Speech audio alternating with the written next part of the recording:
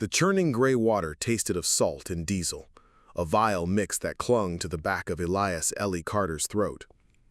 The landing craft rocked, a nauseating rhythm against the relentless, cold rain. He leaned against the damp steel of the hull, his knuckles white against the M1 Garand rifle he clutched.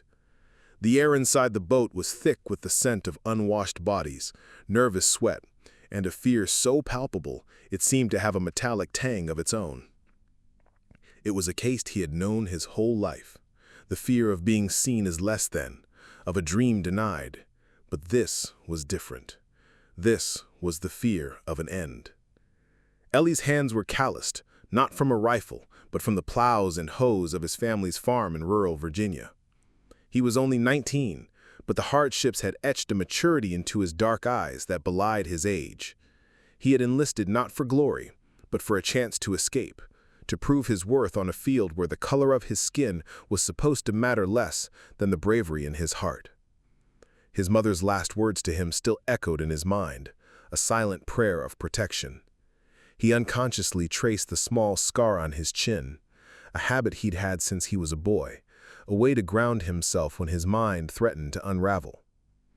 He stood shoulder to shoulder with men who were his friends now, a makeshift family forged in the crucible of training. To his left, Sergeant Callahan, a man in his 40s with shoulders as broad as a barn door, stood like a statue, his jaw set hard. He had a look in his eyes that spoke of too many battles fought, of a cynicism that saw through the war's propaganda, but held on to a fierce, unshakable loyalty to the men under his command.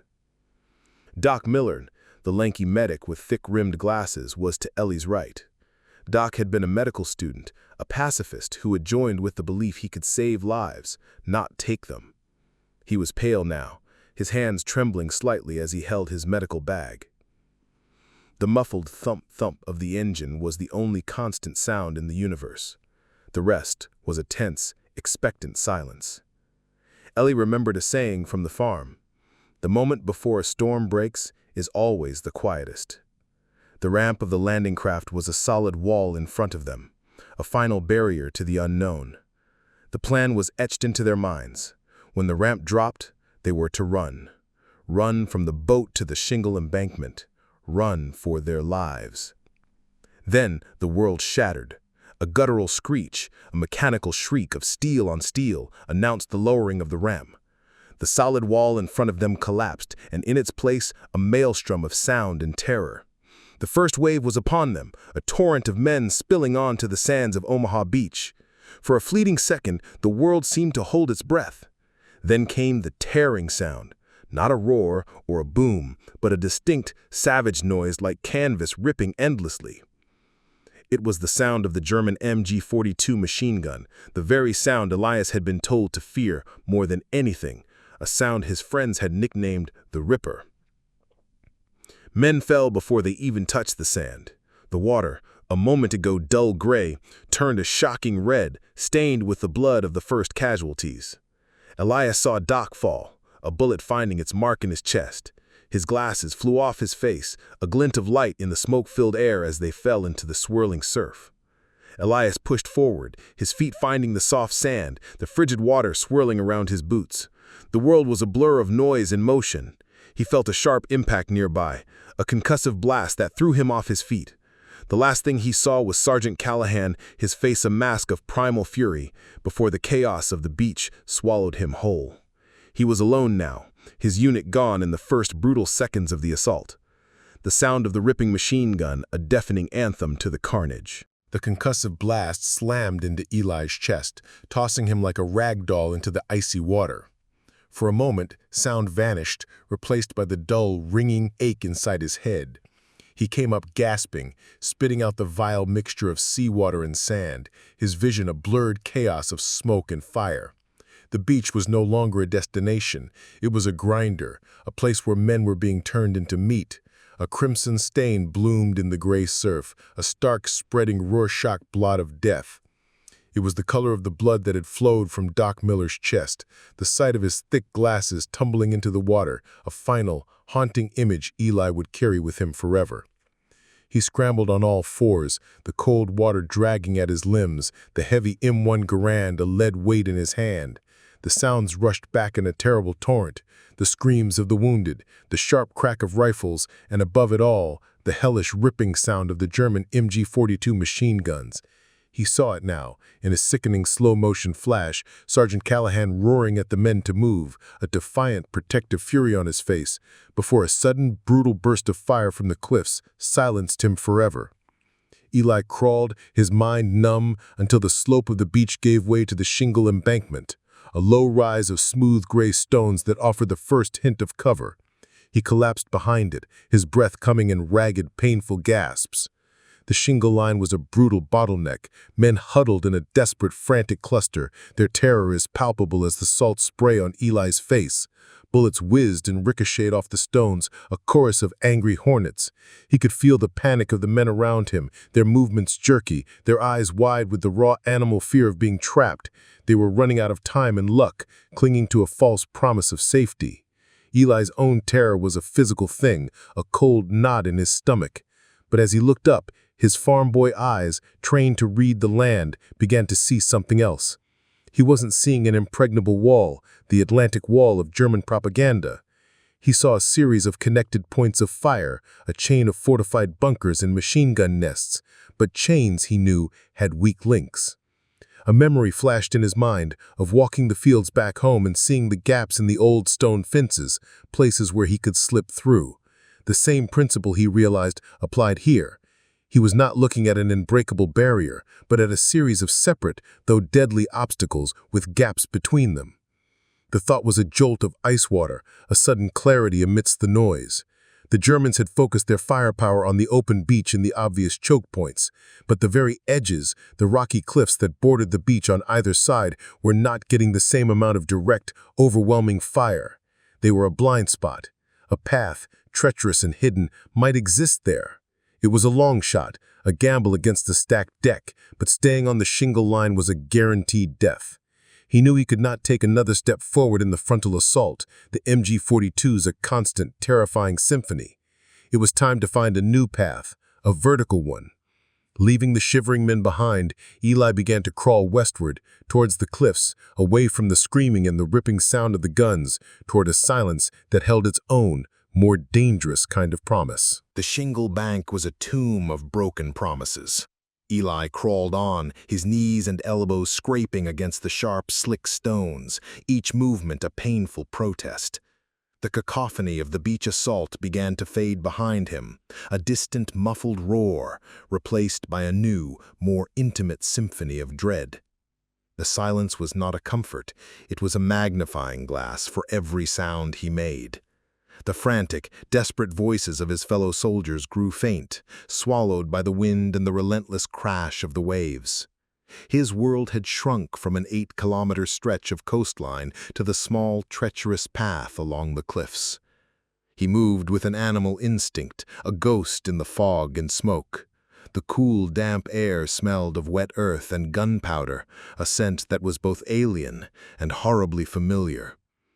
Every muscle in his body screamed in protest, but a primal fear, colder than the seawater that had soaked him to the bone, drove him on. He was a farm boy, a creature of the land, and in this chaotic, unnatural place he sought the logic of the soil.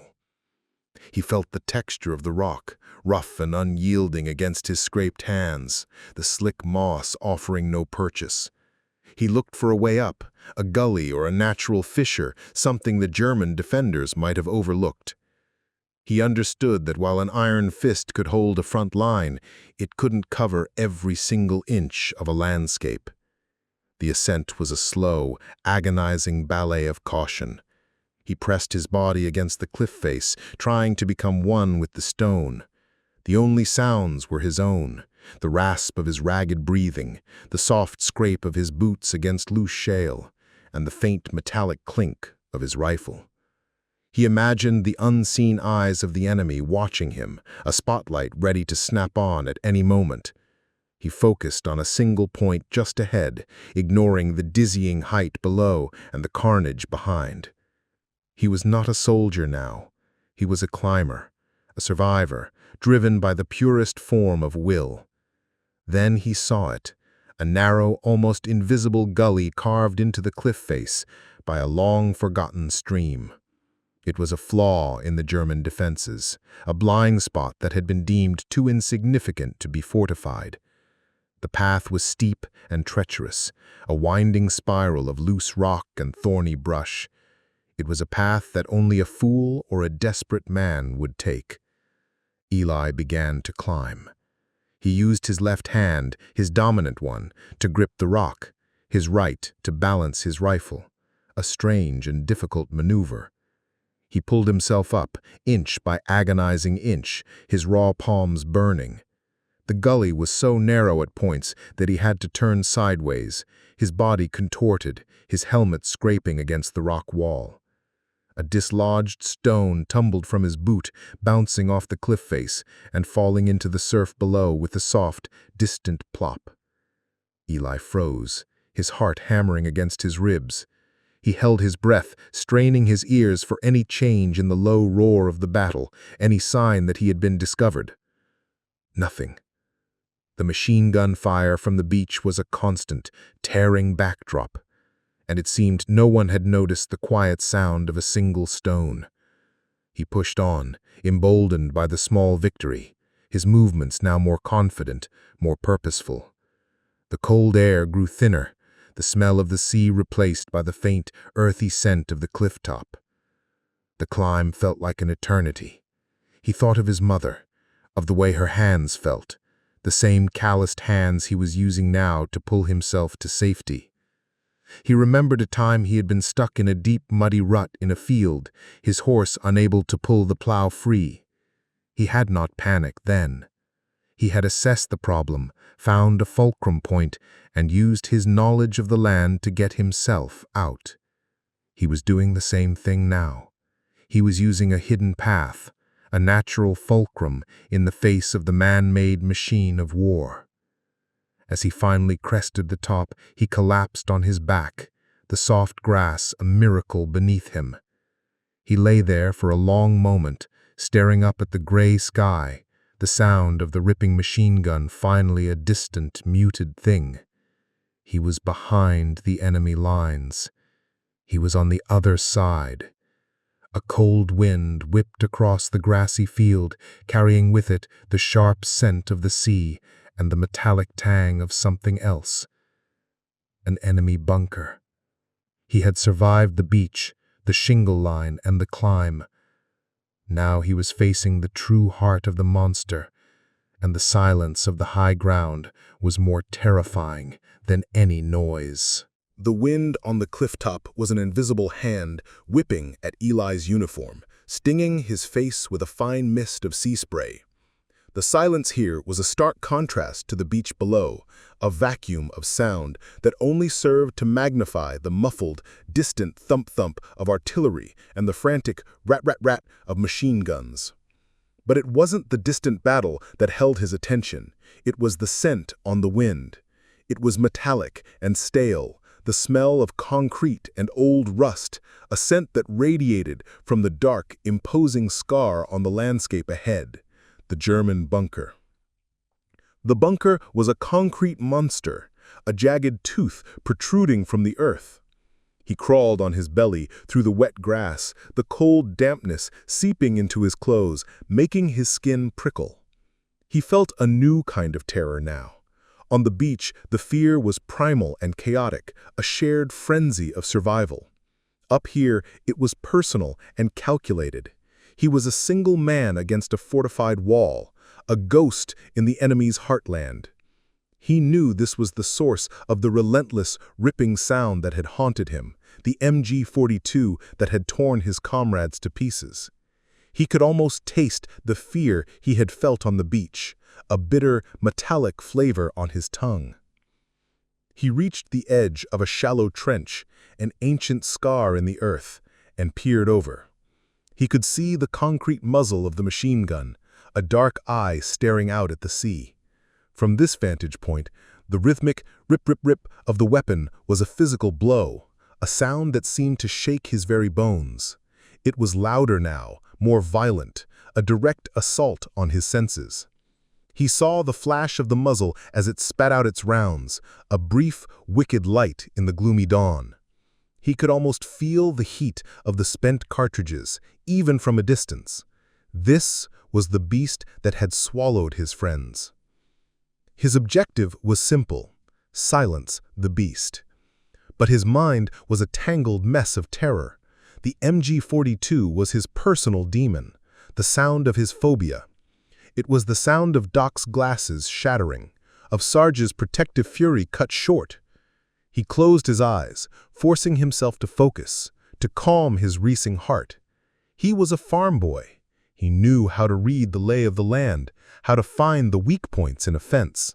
This bunker, he reasoned, had a weak point, a blind spot, a place he could not be seen or heard from inside. He began to move again, staying low, skirting the edge of the bunker. He saw the bullet marks, like smallpox scars, pockmarking the concrete.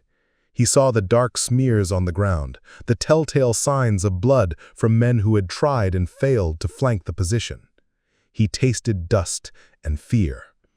He found a small opening, a narrow, unfortified gap in the back of the structure, likely used for waste or ventilation. It was his way in. He slipped inside, the air suddenly thick and stale.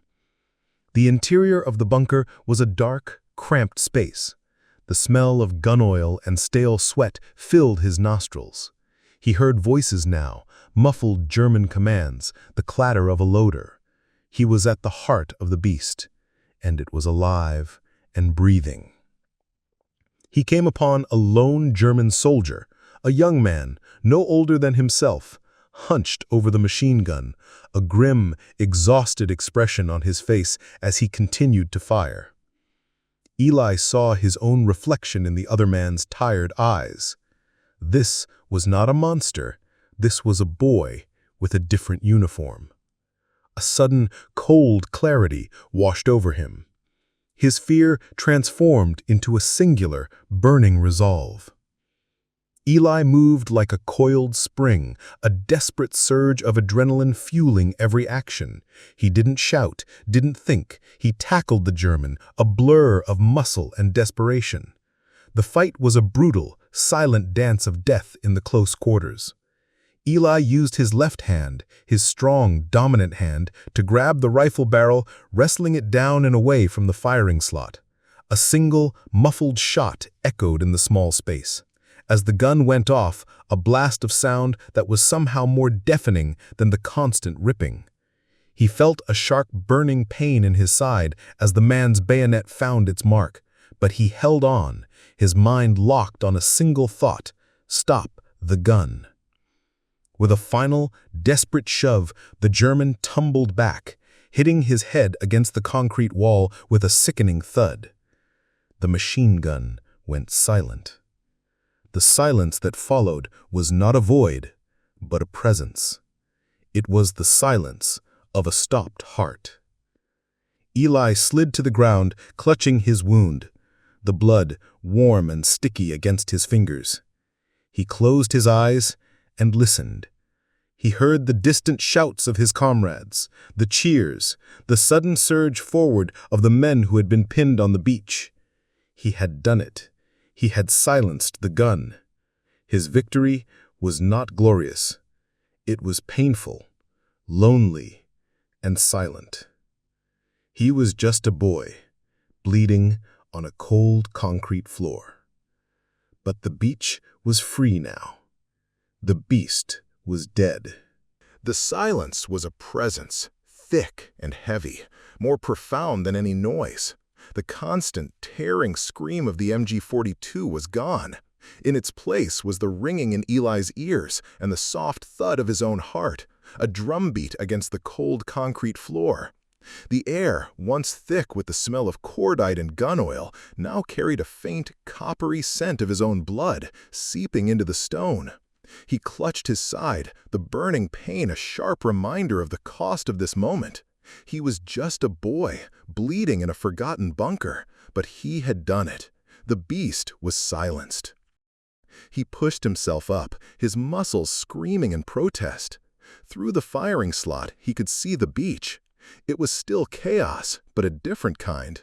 The tide of men that had been pinned down for an eternity was now moving forward, a slow, determined wave. The sight was a balm, a bitter, painful one, but a balm nonetheless. He heard the shouts of men, the new, triumphant sounds of American rifles, and the heavy tread of boots on the sand. The symphony of death had changed its tune, and it was because of him. A wave of exhaustion, physical and emotional, washed over him. He sank to the floor, his head resting against the rough concrete wall. A memory surfaced, unbidden, not of the war, but of home. A summer day on the farm, the sun beating down on his back as he pulled the plow through the unyielding soil. He was tired then, but it was a good tired, the kind that came from honest work. He remembered the feeling of wanting to prove himself, not to a country, but to his family, to the world that had told him his worth was a fixed thing. He had come here, to this brutal, foreign land, to break free from that. He had hoped for valor, for a noble end, but his victory was none of that. It was painful, lonely, and shrouded in silence. The worth he sought was found not in glory, but in this quiet, anonymous act of desperation. Footsteps echoed in the trench outside. Eli tensed, his hand instinctively going for his rifle. The sound was different from the quick, practiced gait of the Germans. It was a shuffling, wary tread, the sound of an American soldier moving carefully. A face appeared in the bunker's doorway, a young soldier with wide, frightened eyes, his face streaked with dirt and blood. He saw Eli sitting on the floor, the rifle in his hand, and he saw the still body of the German soldier. The young man said something, his voice muffled by the ringing in Eli's ears. It didn't matter. Eli just shook his head. He gestured back towards the beach, a silent question. The soldier nodded, a look of profound relief on his face. He extended a hand, offering to help Eli up, his expression full of a gratitude Eli didn't feel he had earned. Eli took the hand and rose unsteadily to his feet.